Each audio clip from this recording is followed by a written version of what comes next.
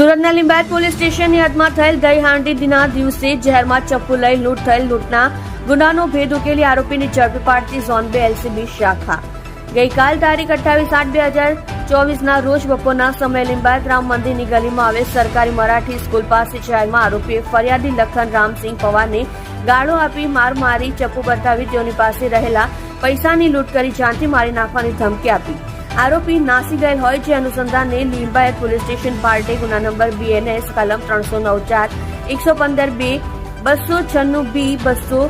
351 3 तथा GP act कलम 300 135 1 मुजबनो गुनो register थયેલ। सदर गुनानी गंभीरता समझी महकम पुलिस कमिश्नर साहेब श्री तथा खास पुलिस कमिश्नर साहेब श्री सेक्टर 1 સુરત શહેરના હોય સદર ગુનામાં સંડોવાયેલા આરોપીને તાત્કાલિક પકડી પાડી કાયદેસરની કાર્યવાહી કરવા સૂચના આપતા નાયબ પોલીસ કમિશનર સાહેબ શ્રી ઝોન 2 સુરત શહેરનાઓના માર્ગદર્શન હેઠળ ઝોન 2 એલસીબી શાખાના પોલીસ માણસો ઉપરોક્ત ગુનાનો આરોપી પકડવા બાબતે ઝોન 2 વિસ્તારમાં પેટ્રોલિંગમાં હતા તે દરમિયાન મળેલ બાતમી હકીકત આધારે તેમજ ટેકનિકલ સર્વેલન્સના આધારે સુરત શહેર લીંબાયત પોલીસ સ્ટેશનમાં થયેલ લૂંટના ગુનાના આરોપી અરુણ રવિન્દ્ર પાટીલ ઉંમર વર્ષ 20 રહેઠાણ પ્લોટ નંબર 196 આસ્તિક નગર રોયલ મેડિકલ પાસે લીંબાયત સુરત મૂળ વતન ગામ બોને તાલુકો જિલ્લો નંદુરબાર મહારાષ્ટ્રને ડિંડોલી વિસ્તારમાંથી પકડી પાડી કાયદેસરની કાર્યવાહી કરી આગળની વધુ તપાસ